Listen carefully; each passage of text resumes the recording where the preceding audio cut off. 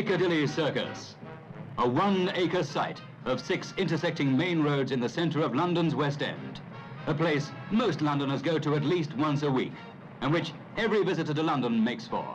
A meeting place, a place for just standing and looking, a place which isn't particularly beautiful or ugly, for it's simply a crossroads, but a crossroads known the world over.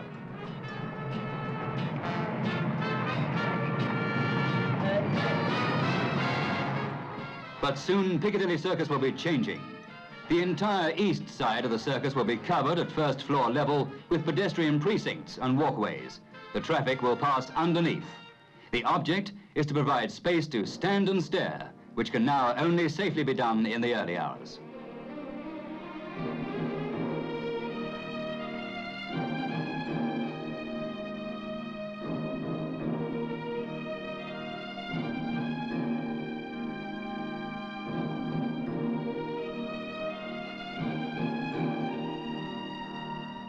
Piccadilly is believed to have got its name from the fashionable collars or ruffs of the 17th century called pickadilles. A tailor, Robert Baker, who made his money out of pickadilles, built at the north end of the Haymarket a gaming house which later became known as Piccadilly Hall.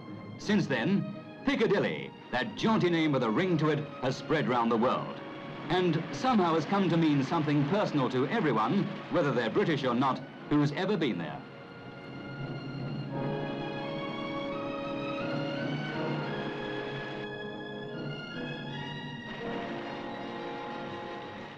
Sentiment?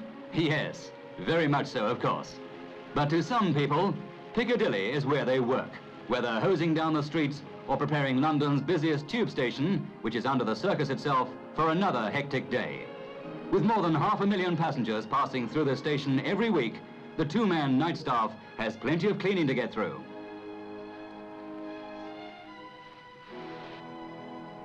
Cleaning below and above. Refuse is collected through the night and early hours as office and shop cleaners arrive by all-night bus. Soon after dawn, the circus begins to move into second gear, ready for another day.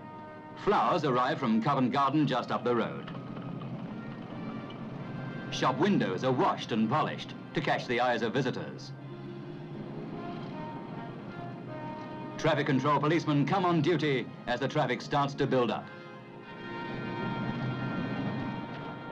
As the morning rush hour starts to get underway, thousands of people who work in offices and shops in the Piccadilly area swarm from trains at the station's 4 platforms to make the long haul by escalators to the upper level. From the vast circular ticket hall area of the station, just below street level, 6 exits lead up to the corners of the circus itself. And for these thousands of people every day, it's the way to work.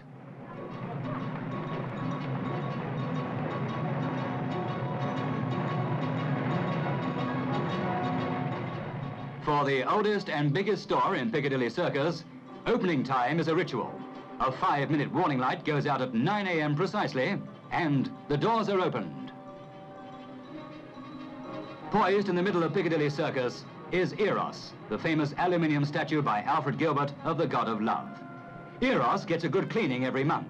No statue in London is more famous or gets more attention from the pigeons. Apart from being a great crossroads for traffic and people, Piccadilly Circus is also a focal point for city services. Only 20 feet under the roadway are the main sewers of the West End, one running west to east and out to Barking in Essex, another north to south to the river. These sewers are inspected from entrances in the circus itself.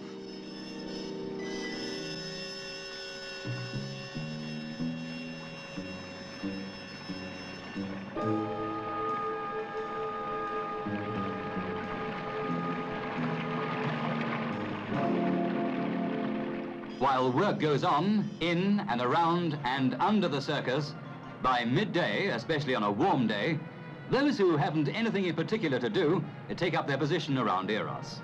On this spot, as though being at the very center of a whirling wheel, people seem to be able to relax. They come here and just sit. Some eat their lunch, others sleep. For a time, they've got off the wheel.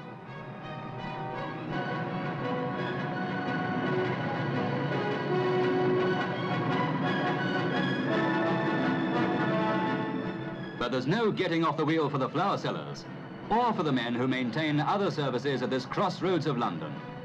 Not 1 in 1,000 visitors to Piccadilly knows that under his feet is a subway which carries post office cables, electricity, gas, water, and other piped services throughout central London.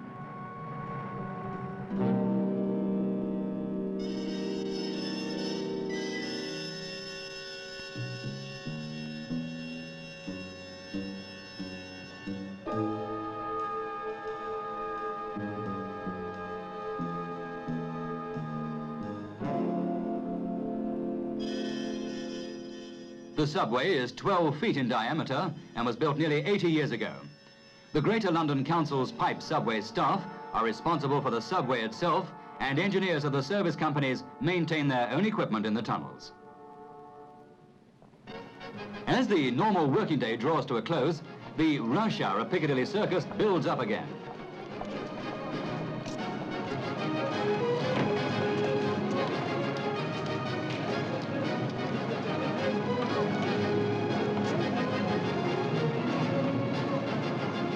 Pressure on the underground station is in reverse now, with 17,000 people trying to get on trains every hour. Thousands are trying to buy tickets now, rather than get rid of them.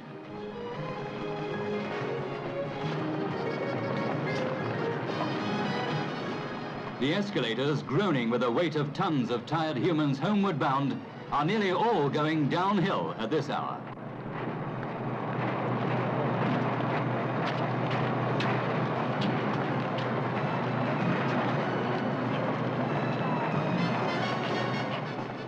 Follow the lights. Follow the lights. The lights will take you to your train, and the trains will take you home. On each of the 4 lines at Piccadilly Station during the rush hour, a train arrives every 2 minutes. It has to be well on its way to the next station before the next train is due in. If anything upset this minute-by-minute schedule, there would be chaos.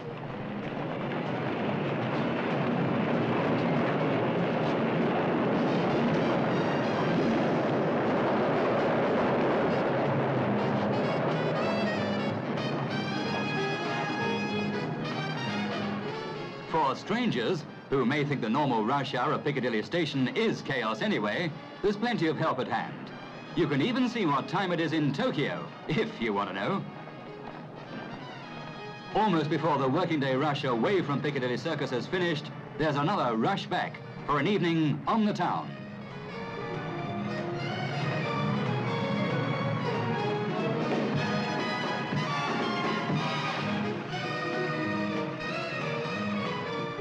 Restaurants, cafes, pubs, cinemas and theatres are now manned by other people who earn their bread in and around the circus. The steps around Eros attract the nightbirds. The lights are on, and the wheel is gathering speed again.